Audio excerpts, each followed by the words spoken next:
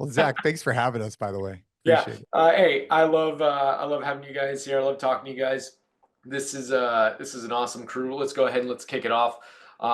Welcome to everyone. Thank you for joining us. More gains, more revenue. We are about to learn from the NCFIT master team, Jason, Gabe, and Matt, MDV. We're going to learn about what it takes to add additional revenue to the gym through auxiliary programming or extraneous programs outside of maybe just your base group class model, your bread and butter. Is that the best way to say it? Right. A little bit of background information. My name is Zach Forrest. I'm the business education coordinator here at Push Press. I head an initiative called PushStart, where we focus on educating gym owners on best operating procedures or standard practices about running small boutique gyms typically. Matt, do you want to kick off, give a little bit of your background information, who you are? Sure, sounds good. Thank you, Zach. Yeah, we're excited to be here, excited to talk about what we offer at NCFIT, excited to talk about some of the auxiliary programs that we currently have, how we currently do it, and then also how we've seen other gyms be successful in doing it. My name is Matt DellaValle. A lot of people know me as MDV. I'm the Chief Fitness Officer here at NCFIT, been with Jason for 7 or 8 years now. And the NCFIT coaching and programming that we offer has evolved many, many times throughout those years. And we're excited about what we offer right now. I think that it's a really great time for us here at NCFIT with not only pairing amazing programming with amazing coaching development. That's really where we specialize. So excited to chat with you guys today and kick it over to Gabe and allow him to introduce himself as well. Very cool. Awesome. Thanks, MDB. Yeah, my name is Gabe Yanez. I'm Chief Marketing Officer for NCFIT, but I'm also aspiring meathead, and I write the Flex programming, which is one of the programs that we're going to talk about today, a hypertrophy and strength program. So it's a big kind of side passion of mine, writing that program, bringing that program to life. And it's been incredibly exciting to see how much of a positive reception it's had and how creative gyms have been in using that as something that, allows them to change things up for members. A lot of us here have, I see a lot of CrossFit gyms in the name, probably running a GPP type program as your main program, 60-minute class. But now we've seen so many gyms, do some really cool stuff with a more hypertrophy aesthetics class, so many different ways to call it and approach it. So I'm here to kind of, provide ease the conversation and kind of play, MC with these guys, because MDV will have a lot of the value, but also just answer any very specific questions about the programming, how we approach it, and what goes into that specific track. Jason, I'll hand it off to you. Yeah. Hey, what's up? Good morning, everybody. Good afternoon, depending on where you're at. My name is Jason Khalipa. I started originally, the first gym was NorCal CrossFit in 2008. So I've owned and operated gyms for almost 20 years now. We've done a lot when it comes to the fitness space. We've opened up corporate wellness sites. We've done many multiple locations. We own and operate multiple locations. We've learned a lot in the trenches by developing coaches. And, I spent the better part of my earlier career traveling the country, teaching seminars with guys like MDV and also with Zach. Zach and I have coached quite a few seminars for CrossFit HQ, and we learned a lot through that process, and we took that on as our business evolved. Well, the fitness industry has continued to evolve, and my own fitness journey has evolved as well. And hopefully for some of you guys listening, if you guys started off in the fitness space 10, 20 years ago, your own journey has probably evolved. And I think that's what we're talking about today, is how to look at what we're offering in the gym and just how things evolve, and how your training evolves and how your members' training evolves and how you could evolve with it to not only build your business, but also better, address their concerns or their needs as we go. So fired up to be here. I'm really just here to answer questions. I think I have a lot of a practical application, but MDV definitely will be leading the charge along with Gabe. That's awesome. I'm super stoked. I know you guys have cumulative years and years of experience doing this stuff. And not only that, but you guys have worked with hundreds, if not thousands of gyms on implementing programs like this. I'm eager to see or listen to what knowledge bombs you guys have for us. So who's kicking it off? Who wants to kick it off? I can kick it off. So first of all, we do have other specialty programs aside from Flex. So just a quick overview of what it is that you actually get if you sign up for NCFIT affiliate programming. The NCFIT workout is our main 1 hour GPP program that has evolved over the years. We've received a lot of feedback, and we've gotten to a place where, again, we're very happy with the programming. But like MDB mentioned, we take a lot of pride in the coach development that attaches to that programming. So what does that mean? I think that we do the best job out there, going above and beyond with the level of support and notes that come in the session plans with those programming, because what we've learned in our own gyms is that coaches get better with constant repetition, intentional repetition of going out, understanding the stimulus, understanding how to adjust workouts, adjusting for injury, adjusting for ability, what it is that, they're aiming for from a time perspective, all of that good stuff. So that's the main program. But what we wanted to talk about today, we have Flex, which, like I mentioned, is a hypertrophy and strength program. We have Compete. So the unique thing about our competitors track is that it is meant to be done alongside, in addition to, the NCFIT workout. So one thing that, and maybe Jason can speak this to a little bit more a little bit later, that we noticed early on was that having that fissure in your community between the competitors and everyone else is never good. It's not good for anyone. And the way that we solved that was by providing a competitors program, something that does have a little extra volume, strength work, accessory work for people that feel like they need extra volume, but that always incorporates the NCFIT workout as the meat and potatoes of what they're supposed to be doing that day. That way you don't have a group of people kind of off to the corner just doing their own thing. You have everyone participating in class. That's our number one goal.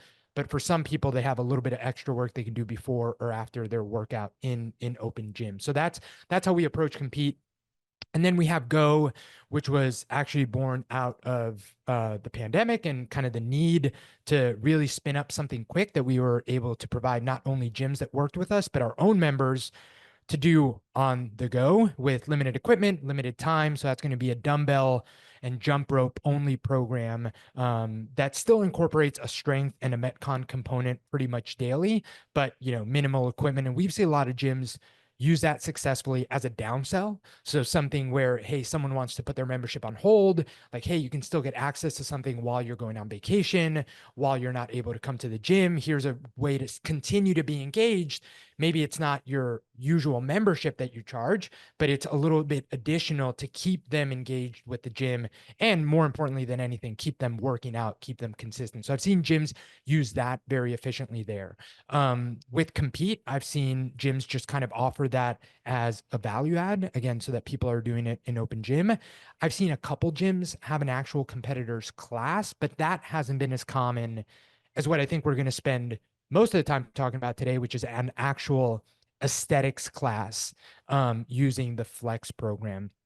And before I hand it off to MDB to kind of provide some more color on the programs and how the really cool thing for me has been, and I think that everyone listening here can relate to this, for a lot of people that have been doing a GPP program for a while, I think there are so many benefits to that type of training. But whether it's people just kind of need like a mental switch or really just need like more dedicated time to certain, strength stimulus. One thing that's been really cool, we have a member at one of our gyms in California who messaged me saying that, she's been going and taking our NCFIT workout class for years and started doing flex on the side and was so pumped that she finally got a strict pull-up. A strict pull-up because in that program, we're doing stuff like bent over rows. We're doing stuff like, stuff that just doesn't lend itself to a GPP program. And it was just cool to see that people are, because they're just switching up programming, not to say that GPP isn't amazing, but just because they're seeing something that they hadn't seen for years, are finally kind of achieving some of the goals and getting through some of the plateaus that they had. And that's what gets people really, really excited and prevents one of the reasons that we see a lot of people churn out of the gyms, which is, they hit a plateau. They've been kind of like super married to the fact that like, hey, I'm getting better, I'm feeling better. And then things just kind of fizzle. It's nice to give them an option that changes things up. So that's been a huge benefit. And we've seen that happen in our gyms. But MDB, I'm curious to hand it off to you. I know that we haven't rolled out an aesthetics or a flex class at our gyms just yet. So why have we taken the approach of just having this be an open gym class? But also, I know you have firsthand experience of it done really well as a class. So maybe you can walk us through that a little bit as well. Yeah, thanks so much, Gabe. Gabe did a beautiful job of explaining what we do and why we do it. And with the NCFIT workout, one thing that that Gabe he didn't mention is that workout for us it's our core offering. It's going to be our core offering for a long time. And I would imagine a lot of people who are listening here, CrossFit or functional fitness is your core offering. And one of the things that we've done within that NCFIT workout is we've created 2 pathways for the athletes to follow. We have a performance track within that, and we have a fitness track. The performance track is the track that has the capacity for higher level skills, higher level loading, higher level volume. And then the fitness track is always a more moderate version of that with moderate loading, moderate volume, and moderate complexity. So even in that matrix right there, if you're showing your athletes these 2 journeys, you are now creating a more inclusive environment for your athletes right from the jump every single day when they're coming into class. And some of that intimidation factor about seeing some of those heavier loaded movements or those higher complexity movements, that's immediately off the table for people where they look at the whiteboard or they're looking at the screen and they're seeing that they have a path that they feel comfortable about following. It's a really fantastic way to get a really inclusive training environment going in your gym. So that's what the NCFIT workout. Now, what Gabe mentioned is why haven't we rolled out a flex class or an aesthetics class? And we have a packed schedule, like I'm sure a lot of you guys do, from 5 in the morning to 6 p.m. at night. We're running classes nearly all the time. And there are times of the day that we're not running classes, but those are some of the off hours. And we do have some space on the fitness floor, and we have a gym that has multiple fitness floors where we have space where people can work out and come in and train on their own or do open gym or do a workout that they missed. And what we utilize Flex, Go, and Compete for are additional value for the members who are using the gyms at those times or using the space at those times and might not necessarily have time to come into class that day, or they're following different training protocols and they want to do something different. And we allow them to have access to these programs to do them in those times. Now, that's one way that you could take this. These are additional value adds for your members. Your members have access to this programming. They can do it in a self-guided way. But like Gabe was saying, my girlfriend runs a gym in Apple Valley, California, and she has a very, very successful aesthetics class. And the way that she runs it is she runs it 3 times a week, once in the morning, once at night, Monday, Wednesday, Friday. And that class has become one of the most popular classes in her gym. She made room on the schedule where she dropped out other classes to put this class in. It was something that she wanted to experiment with. She grew it from the ground up. She was really fired up about it. She thought it was something that her members really loved and really would appreciate. And whenever you're offering specialty classes, this is the thing that I think I've seen over the years, and Zach and Jason and Gabe, if you guys have seen it differently, let me know. But you have to have passion for what you're doing with any of the regular class offerings that you're going to bring to life in the gym. And where I've seen a lot of specialty classes fail, or somebody, a coach or a member gets a wild red hair and they're like, hey, I want to have an Olympic lifting class, or I want to have a strength bias class, or I want to have a conditioning class. And then that passion for it kind of evaporates after 3 or 4 weeks. And you've put this class on your schedule. And now when they go on vacation, you have nobody to coach it. And, what's the plan for after their, planned cycle ends? How do you continue this going? So with our flex programming, Gabe does a wonderful job of planning out his 12-week cycles and their 6-week micro cycles within each one of those, where you always have a direction that this is going to be going. Gabe is extremely passionate about it. The programming passion is not going to die out. And if there's something that you wanted to bring to life in your gym and you wanted to offer it as a class, you're going to have to build it from the ground up and you're going to have to coach it. But what I noticed in the aesthetic class at my girlfriend's gym is that it's not all too different from running a GPP class. There's an introduction, there's a demonstration of some of the movements, but one of the cool parts about this aesthetics class is that the change up is in the vibe and then the culture within the class. And we all know that if you're taking a 60-minute CrossFit class or a functional training class, like sometimes you're running from that class end to end, and there's portions of that class that are very highly intense, right? Like you're into the workout and you have 2159 thrusters and pull-ups, and there's not a lot of time sometimes in those classes for a lot of chatter or a lot of camaraderie, or, you have people all kind of competing against one another sometimes in those classes. In this class, there is a tremendous amount of time for community building. There's a tremendous amount of time for people to do the movements and get a great workout, but not necessarily be running or racing against the clock. And it's been really cool to see that her membership was entirely CrossFit based when she started this class. And now she has a contingent of members that only come in for this class and have signed up for a full group training membership to only come into this class. So a very cool way to add this into the life cycle of a gym and evolve a gym, because like Jason said at the outset here, you'd have to be kind of naive to not see that some of people's training desires have changed over the years, or, you know, somebody who's been doing CrossFit for 5, 10, 15 years, whatever it is now, they might want to have a change up from that every now and again, and that's okay. And if you have a product that you can offer them, whether it's a group-based class environment product, like you're going to run an aesthetics class, or you're just providing the programming for them, this is a great way to add additional revenue and additional value, or additionally retain your members. So I have a question based off that, because you said something real quick. Is it cool if I ask a question, MDV? Yes, of course. All right, awesome.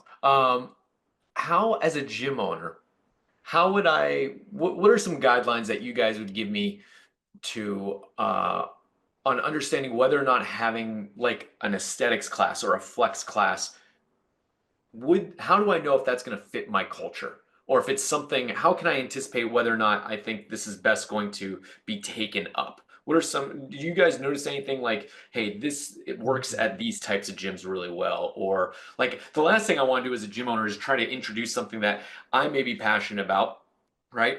But nobody else is, or it just misses the mark or something like that. Are there any cultural marks that you guys can help us out with? Well, I mean, I think there's always like rumblings of things, right? Like you get feedback from your members, you get feedback from your athletes. They'll ask you about certain things. They'll ask you about, you know, how do I attain a certain type of physique, or, you know, I'm not happy with, you know, how I look right now, or, you know, maybe that's also a conversation and a time for a place for a training intensity conversation or a nutrition conversation. It also comes down to what you're deeply passionate about. And I think the biggest thing, I just had a conversation with another gym owner this morning about something programming related. And the question was about, you know, how will I get my members fired up about this? And it's like, right. Of course, across all of my experience in this is like, if you're fired up about it, if you're passionate about it, and if you bring the passion to your members, I've never seen that not work. The members typically will get fired up about what you're fired up about, and what the coaches are fired up about too. I think that's a really important like side conversation here, is like the owner can be really fired up about something, but if the coaches are planting seeds of doubt with the members, or the coaches aren't super fired up about something, no matter if it's a new program, no matter if it's a new t-shirt, they really carry a lot of the water in terms of like getting the members to come on board and also be fired up about it. So I think if it's something that you're seeing as, hey, I've gotten a bunch of questions about this. I've had some members talk about things like burnout in the CrossFit program.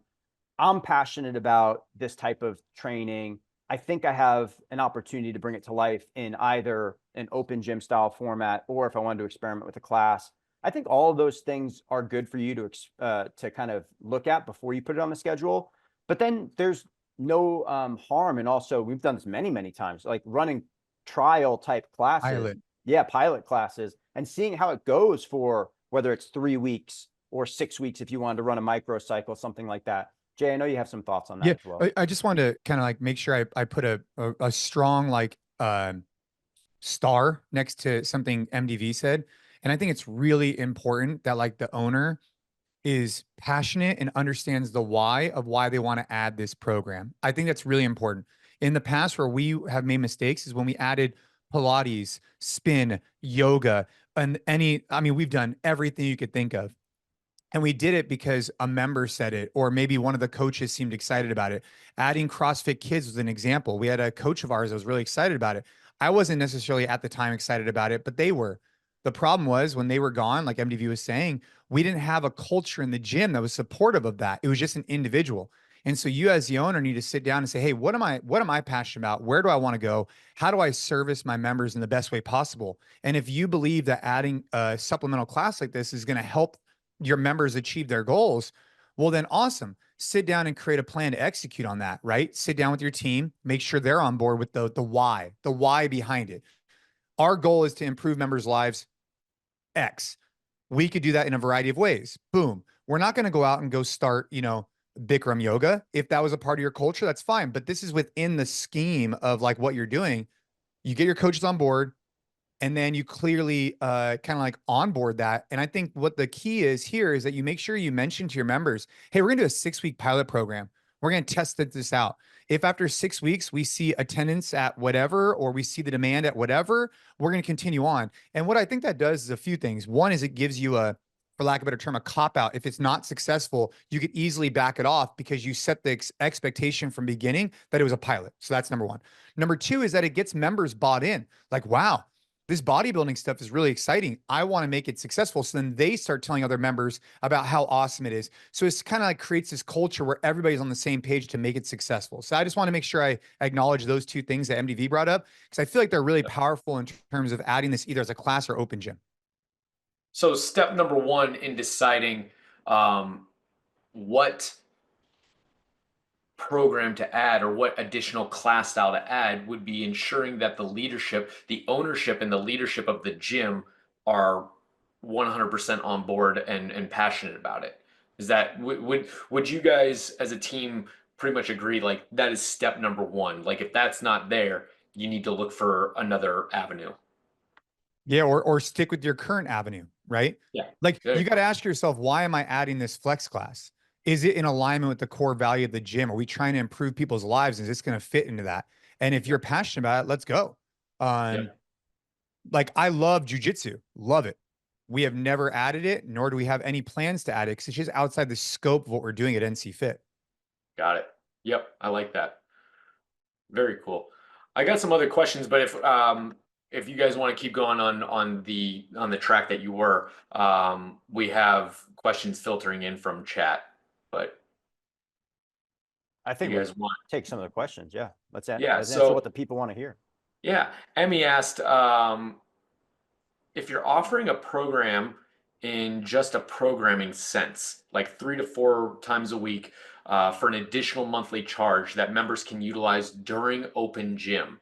How do you handle or how do you confront members who are paying for that program and then sharing it with other members so they can do it together in the open gym? We haven't had to tackle that issue because we roll up the programs into all one membership. So our inclusive membership includes access to all the classes and all of the programs. So we kind of, I guess, got ahead of that and didn't want to have to deal with that kind of problem where people are sharing workouts with other people and saying like, oh, I have access to this, but you don't, so let's do it together. Everything's included in our monthly membership. So you guys are generating additional revenue by increasing your, I'm assuming because you offer multiple things like that in one price point, you have an increased price point. Yes. Yeah, that makes And sense. Have you heard of other additionally able gyms? to retain members who might leave for those types of programs or those types of gym experiences that we might not necessarily specialize in. That also makes sense. Yeah, because now it's, if they can stay with you at their home gym and get what it is that they're looking for, it makes sense to not leave. Have you heard of other gyms having to combat that issue? I haven't necessarily. I could see how it could be an issue for sure. I haven't necessarily had to talk to anybody about how they would tackle that though. Yeah, it Jason? seems like to me with Emily's question, if you're charging additionally for a member, and let's just say Matt is the member that is paying an extra $20 a month for the service, and I happen to work out with him and I am utilizing the same program. I mean, that's a very interesting dynamic. I would try and not put myself in that position because you want to encourage your members to be doing things together and you want to have that retention piece. I just think it adds a discomfort. It also, there could be a way where because you're adding so much value, maybe you find a way for them to track it, right? So now if they're utilizing the app and they're tracking their weights specifically, that could be a way where someone would want to have it on their own platform. Like we utilize for the NCFIT app, we're utilizing the Wodify app and we just have it all in there. And so that's another factor that you could, I guess, lean on. but I would try and avoid that in the first place. Yeah. So to answer Emmy, what we did at Max Zephyr actually at a few of our gyms was we attached open gym access to the price of the program. So open gym wasn't available to everybody. It was $180 for group classes, right? And oh, you want to sign up for this flex program that's additional. It's 3 to 4 times a week and it's extraneous programming that we just deliver to you. Cool. That's an extra 60 or 80 bucks a month and it comes with open gym access. So that way, if anybody is showing up at open gym to do this extra programming, they're already paying because they need the open gym access to begin with. So hopefully that answers your question. Emmy, you have 3 perspectives on that same issue. And she had a follow-up question in case you guys didn't see it. How have you guys been advising gyms on determining price points for the programs that you guys offer? And that's a little bit more complicated. I think like it's very highly regionalized or like locale based. Based on the market, right? Yeah, it's based on market. It's based on what your competitors are offering. Also based on what you believe your product is worth. You know, this is a little bit tangential, but I came up in Ben Bergeron's system at CrossFit New England, and coaching with him very early on. And wait, what was the word? What was the word? What? Ben Bergeron? Tangential? Tangential, a little like a side point. This. I'm getting smarter. Every now and then, Zach, get out of here. Matt will drop some legal words because he's a former lawyer. Anyways, no. It's just the glasses. It's just the fake glasses. Keep going. So Sorry. One of the things that we were implementing at the time early on was this personal training, and this was back in 2008 or 2009, so many, many years ago. And what he was talking to us about, and I'll never forget it, is like he talked to us about you can charge whatever you want. You can charge whatever you want, as long as you believe that you're worth that value. And if you believe you're worth that value, then the members are going to be believing that they get a deal every time they purchase 1 hour of personal training from you. So like, yeah, there is this discussion about, you know, what is your local market? What's the comparison analysis of the people around you? Where are you located geographically? Are you located in San Francisco, California, where everything is sky high priced? Or are you located somewhere a little bit more rural and, you know, things are a little bit more conservative there? But what's your value of what you're offering, I think, is one of the things that I'd ask everybody to consider. And if you truly believe it, you can offer it. Absolutely. I definitely think that's a huge point that most gym owners need to take to heart, just in the simple sense that, I don't know if you guys believe this, but I see gym owners just undercharging as a trend. They're not charging enough for just their normal prices. Well, and right? I'll take it a step further. And a lot of gyms right now have legacy, also referred to as grandfathered rates, legacy rates that they have not adjusted. And I think that gyms are down. Yeah. I think gyms are scared to increase that number. And I would encourage gym owners to think a little differently on that. I was definitely the guy for about maybe close to 15 years. We only changed our pricing. I want to say like what, a year or two ago, MDV? Was it like a year, like I think 2 years ago. 2 years ago. What happened was we had legacy pricing. And so you had some people that signed up with me in 2008 that were paying $100 a month. And now we're at 226 or even 250 or more. And what it was doing was you would have, you know, packed classes and not generating the revenue you needed to create a profitable business. And so it got to a point where we had to make a change, especially coming out of COVID. And so we ended up saying like, hey, everybody's going to pay the same price for the same service. And sure, it definitely ruffled some feathers and some people are frustrated, but everything, you know, has increased. And now we have 3% optional increases that are built into our membership agreement to keep up with inflation. So I would just encourage gym owners to think through that perspective, right? Like if you find that you're having busy classes all the time, but your revenue is still not even enough, there's a few levers you could pull. And one of them might be you need to get everybody up to the same price. And there's a whole exercise you could do on that. I don't need to go off on that tangent. I just want to bring that up. Yeah, those are great points. And Emmy, I think that question, like what do you charge for programs like this on top of your monthly membership, I think is there's more context that's needed. Obviously, the market, like the gym, the area that your gym is in, your business is in, but also, is it just, are you providing programming and access to an open gym space to do it on your own? Or are you running like the flex programming? Like Gabe, you designed the flex programming to be run in a class setting, right? So like if I'm, is that correct, Gabe? Not particularly. It It's doesn't still have to be, but can it be? it definitely can, and it's Yeah. within the timeline that you would fit into a class. I think that the only thing that goes into it not being meant to be run into a class is that, it doesn't accompany the notes, for example. But Okay. yeah. But like it would be safe to assume like if I'm implementing this programming in a class structure versus just delivering it to someone to do an open gym, I'm going to charge two different things, Right. right? Like if it's supervised training, yeah. So you kind of have to look at it in that context. And here's the question that I have as a result of this, guys, because as a business owner, started thinking about these additional programs, the one thing that jumped out at me that I've seen other gyms do, how do we ensure that if we're implementing something like the flex class, that I don't cannibalize my other programs? That I don't, if I, let's say I have CrossFit that's running, $180 a month, and then I start this flex class that's 3 to 4 times a week, and I only charge $100 a month for it, and I have people leave CrossFit to now go do the flex class. What are some things that I can do as a gym owner to ensure that I'm still going to be able to run a profitable business? I probably would say don't charge two different prices for it.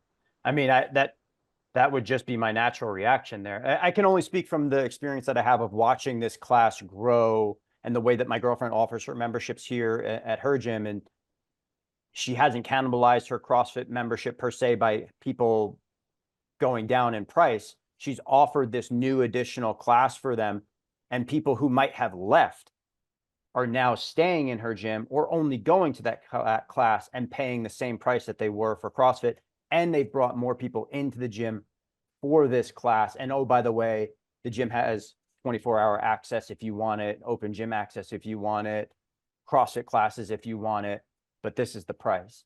And I think that, you could certainly run it that way. You could certainly say, hey, we have a full CrossFit schedule and, it's $180 a month. And then we have 3 or 4 classes over here for flex. It's $100 a month, but then you might run into that issue. I think what I've seen her be really successful with is that she's been able to not only retain members who have expressed burnout or have wanted to go and try something new, or, their training, the seasons of their life have kind of taken them in a different direction than what they were previously doing. And they wanted a different style of training.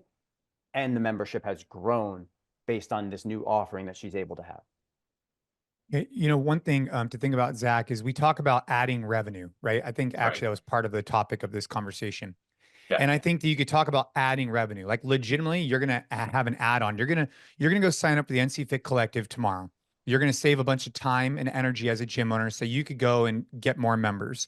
But you're also going to have access to these incredible programs that will do two things. Sure, from a purely revenue perspective, if you want to go out and charge an extra $20 a month to have access to these different programs for your members, okay, I can wrap my head around that. There you go. Boom, revenue overnight. It'll offset the cost of the membership with us by tenfold.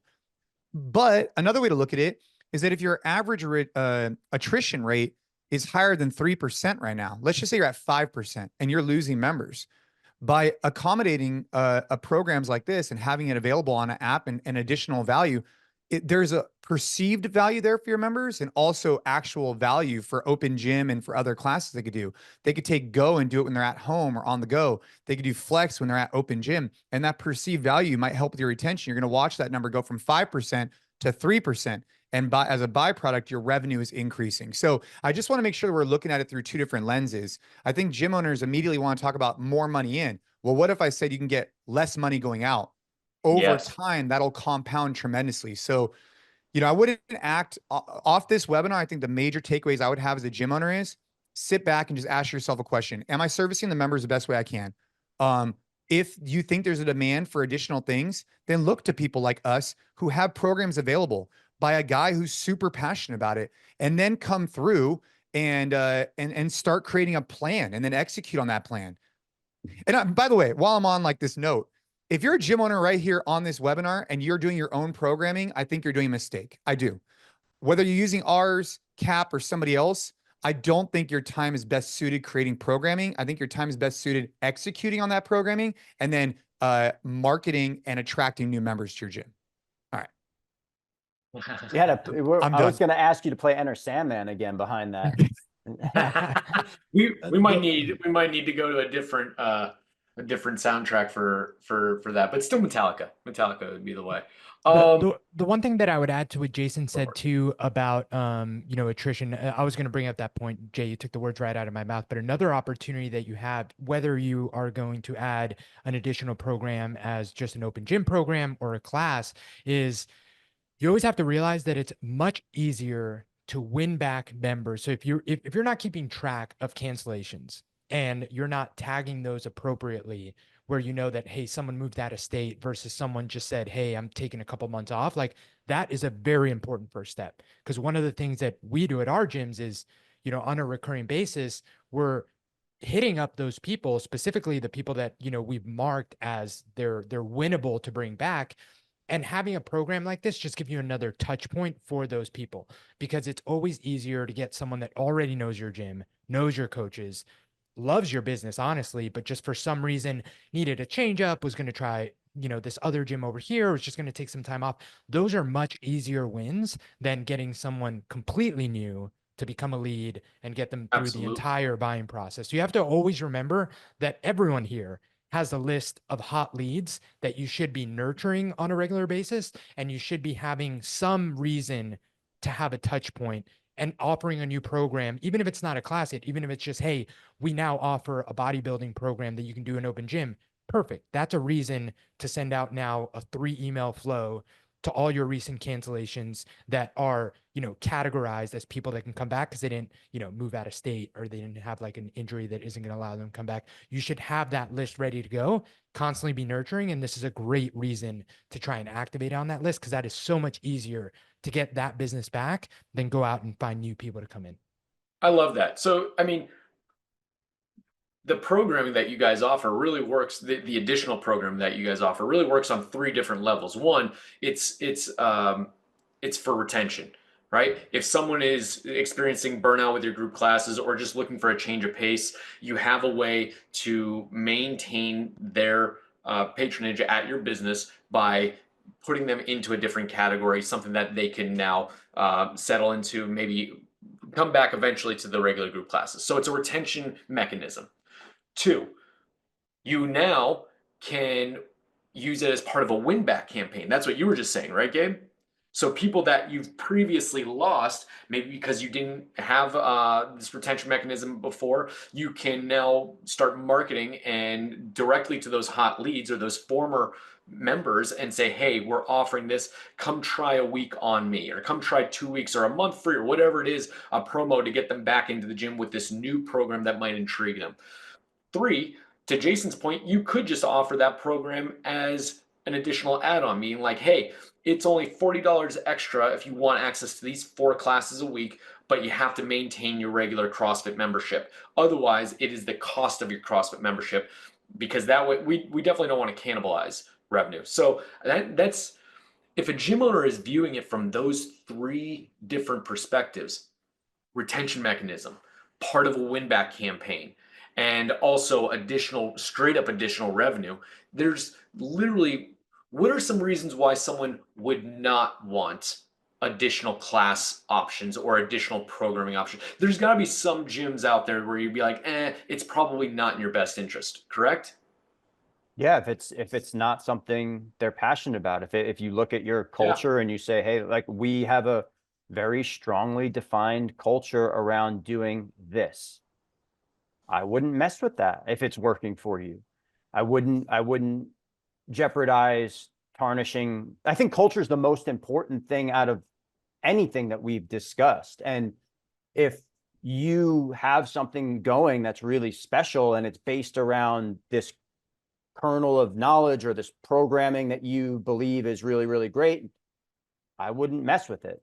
I think that one of the things that we do really well at NCFIT with our programming is that we have a fantastic GPP program. I think our GPP program is really fun, exciting, and develops well-rounded athletes. We put out a year-long outlook at the beginning of every year that shows you where we're going. So this is not just random programming. I love that aspect about what you guys put out. I love that. Yeah, it's been incredible. It's been really fun.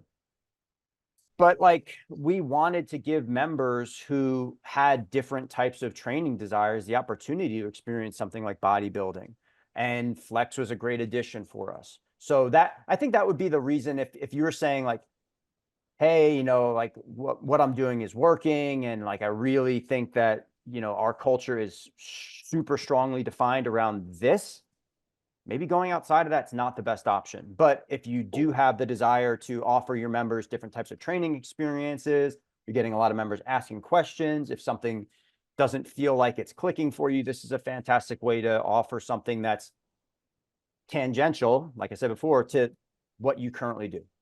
You know, one of the Cool, I things I'll love just it. add about why you wouldn't do these classes, I'd be aware of this. Like, I saw Chelsea has a question. We can get to, you know, whenever you guys Yeah. are ready. But one of the things you want to be aware of is like we've done 30-minute classes, 45-minute classes, and 60-minute classes. And there was a time in my life I was convinced this. I still actually believe this.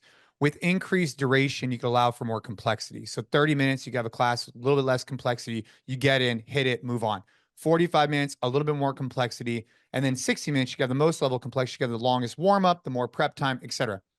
On the surface, like 30, 45 minutes, 60, it's like, dude, that's at least I thought it was brilliant. But one of the problems we ran into is like if someone comes in on a Monday and the programs didn't flow together, they're individual tracks. And so just being aware of people's schedules and so that they're not squatting 6 days in a row is something to consider when you're adding these programs. So, you know, when you're looking at class schedules, start thinking about the average member. They're not always coming in at the same time, the same days. They maybe are separating around. And so making sure your programs work together, I think, is important. Now, if you have a supplemental class that's only 2 days a week or 3 days a week, that's different. But if it starts becoming a big bulk of your schedule, you'll have to realize that. Like at one point, we had 50% 45-minute classes, 50% 60, and it caused a lot of confusion. So that was a problem. Interesting. That actually does play into the two questions in the Q&A. So Chelsea asked, they offer a few different classes. They have CrossFit, they have Titan Strength, which is an all men's strength class. And then they have Forever Fit, which is an all women's strength class, and it's their largest adult class that happens Monday, Wednesday, Friday. They've thought about offering the Titan Strength to everyone to have more strength day options for those who are unable to make it to class on certain days, but also they're afraid of having too many options. So she's asking our thoughts like, is it possible to have too many options or to cause, what's that saying, paralysis by analysis, maybe, for your members? I'll just jump on this one real quick. I think the answer is absolutely. I think that it gets confusing. Like if you're trying to list out your class schedule to me and it's hard for you to explain it to me, it's probably too much, right? Like, hey, Monday, Wednesday, Friday, we have this. Tuesday, Friday, Monday, we have this. It just, I think that becomes an issue. But I also want to just draw a note to one thing here, which is an all men's strength class and all women's. If you're finding good success with that, there might be a reason for that. So if you open Might be up, part of the culture. yeah. So if you're opening up this Titan strength to everybody, you're now changing the culture of what it was, which was an all men's strength. So I would just be aware of that because I do think that's a different energy and a different vibe. Like if your women's only class is the largest adult class, well, is it the timing of it? Is it the days of it? There's a bunch of factors, or is it the fact that women want to work out with women? And I think being aware of that, I think, is really important before you make these changes. So I just wanted to add that. Becky's question right below that, if you have a smaller gym, square footage wise, do you suggest having specialty classes? Right now, they have a kids class and a regular class running at the same time once a week, and it's doable, but it's not ideal. What are some issues with having multiple programs, but in a confined space? I mean, this would be the same issue of like offering open gym while you have classes going on, right? You're going to tolerate what you tolerate. And like, I think that, you know, if the group class environment is your bread and butter, and this is where most of your revenue is coming from, and then you're saying that, okay, I have some other stuff that's going on around that might be distracting, or it's creating too much of a crowded environment. You got to be really careful there. You know, I think, You saw this a lot back in the day when gyms opened up and they were, very small, just boxes. And, Yeah. maybe you had some people coming in and saying, hey, I wanted to hit a workout that I didn't get to, or, I'm following this additional program. And, do you mind if I do this while class is going on? It can end up being a distraction for your members who are paying for that class environment if you don't have enough space where that person is far enough away or they're not distracting. So I think it comes down to like, it's a very detailed question about like what you currently have as space wise, what you're willing to tolerate. I'm So not a as long, I'm not a as huge long as fan it's of not sharing a addiction. training floor with two types of classes going Yeah. on where there's not enough space to differentiate between the two. That's just the old coach in me saying that like, I'm going to have to tell these people to stop training every single time I have to explain something to the group because it's so distracting. Yeah, that's a good point. You guys, did you see Jeremy's question there in the chat? I'm actually I'm curious about this because you guys offer flex at NCFIT, right? Is it its own class or is it something that people come in and do on an open We gym? we have it right now as an open gym model. Do you Because we so have do the you guys? space for open gym Yeah. in particular Campbell, Mountain View, our open gym, our classes take priority over our open gym, and then open gym is an additional value add that people do programs like Flex at. So do you have um, new member onboarding exclusively for open gym or flex? Like someone signs up and they're like, hey, I just want to do your open gym and I want to do this bodybuilding stuff, blah blah blah blah blah. Do you have an onboarding system for that? For he said specifically retention, safety, and culture. Oh, Matt, you're on mute. Yeah, my screen went away. I'm sorry. Oh. No, we have a general onboarding. So when a member joins at NCFIT, they go through a general onboarding and they have access to, all of the programs. They get walked through how things work with the membership. They get shown around the gym. We don't have a specific onboarding for open gym or explanation or demonstration of movements for auxiliary programs. Yep. But that might be something that Jeremy could develop and then sell it as part of like an onboarding package. Be like, hey, yeah, you're signing up for open gym, but maybe you want to do this 2-week course, maybe a series of one-on-ones or small group training where you learn the ins and outs of that stuff.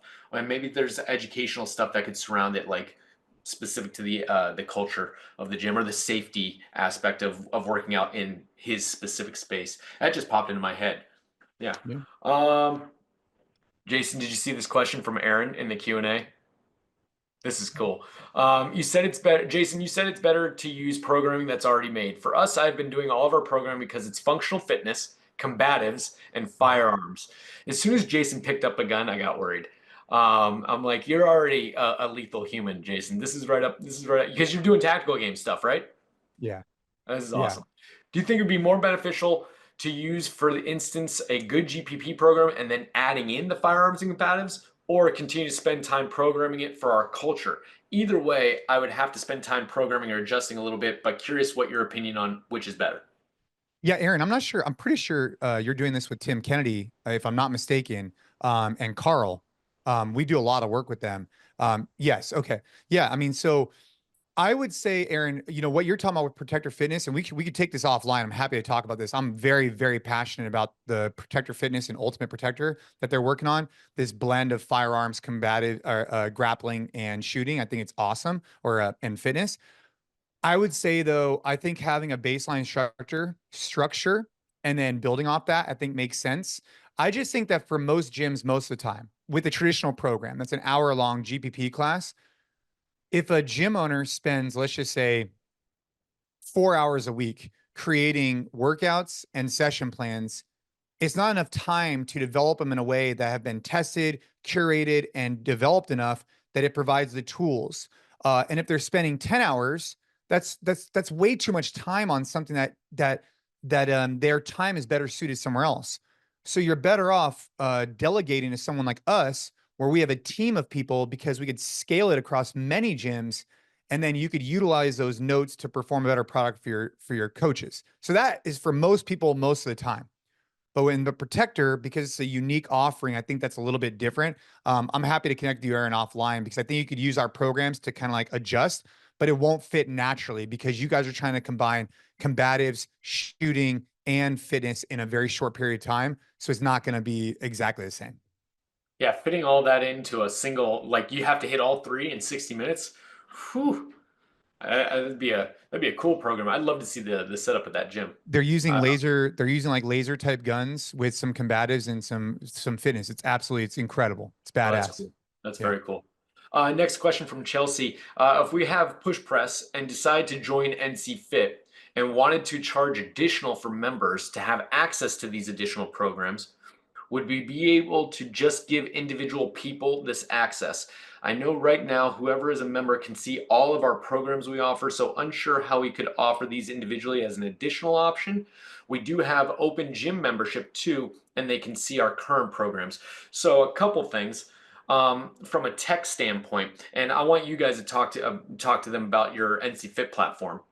From a tech standpoint, you will be able to assign tracks to certain individual people. Don't quote me on that, but within Train, Push Press's Train module, you will be able to do exactly that, Chelsea. However, could Chelsea sign up with the NCFit programs and deliver those programs to certain individuals through your guys' app? Is that doable? No, so we currently only offer programming through software providers like Okay. PushPress. So when you sign up with NCFit through PushPress, you gain access to all of our programs. It's a single price point. We didn't want to have to deal with gym owners sharing programs with other gym owners who bought one thing and then the other, like we had discussed earlier with the members. But it's a monthly subscription, one price, all four of the programs, all the coaching notes are included, all the videos are included. And once they enter your system, you can do with them what you want. You can change them as much as you want. You can reorder them as much as you want. You can mix and match as much as you want. And within each system, like within PushPress, it would depend on what the capabilities of their back end allow you to do with assigning members certain tracks at different price points. I don't know that answer. I did ask the team because I did want clarification on accessing specific tracks. And Chelsea, I'll readdress it as soon as they answer me. We're going to be wrapping up here shortly, so I got this last question. I'm from Veronica. I am in the process of opening up my own all-women's gym. I split ways from a sport performance-based gym that had its own culture, and while I was part of the business, I created an all-women's strength training / HIIT class program, and it came to be the biggest class. So congrats, Veronica. It sounds like success. In my new gym model, I plan to infuse other programs like yoga and Pilates that will also cater to women and what they're looking for. What are your thoughts on implementing this? Would you run pilot programs for the yoga and Pilates programs to see how they go first? So this just speaks to, hey, I want to open up a new gym that centers around this type of class, but I'm developing this model to incorporate other programs, but I'm less sure about that. Would it make sense to run pilot programs for those to see if they gain traction? I guess I would ask you guys, speak to your experience running. How did you start Flex? How did you start these other programs at Well, NC? how do you run a pilot of yoga and Pilates, creating the energy that you need for those particular classes is something I would have asked myself years ago. We just tried to add it in the same space and it fell flat. We also weren't like clear on like the vision. So if someone came into our gym, it's like, what type of food are you going out to eat? Are you having Mediterranean, Chinese, whatever? You came into a gym and it's just confusing if you have Pilates, spin, yoga, this, that. It just became very tough to create a culture around functional fitness. I think that Flex falls into that perfectly. Flex, CrossFit, it's perfect. But as soon as you start talking about these auxiliary programs, they're a different energy, they're a different culture. I would just be aware of that going into it. That would just be my only thing. Anytime we tried yoga, it seemed to fall flat because we weren't the best at it. We weren't delivering it at a level that just a yoga studio down the street could do. And so we failed at it. So that was just like high level, my point. I don't know if MDV has something on that. You said that this was, first of all, really really cool idea. Congratulations on the success with the class, and hope the opening of the gym goes really well. But you said the gym isn't open yet, right? This is a planned opening of a gym. So at least in my opinion here, I would go into the opening of the gym with a really strong idea of like what your core concept is. And if your core concept is going to include these other classes, then I would have that be part of the offering from the start.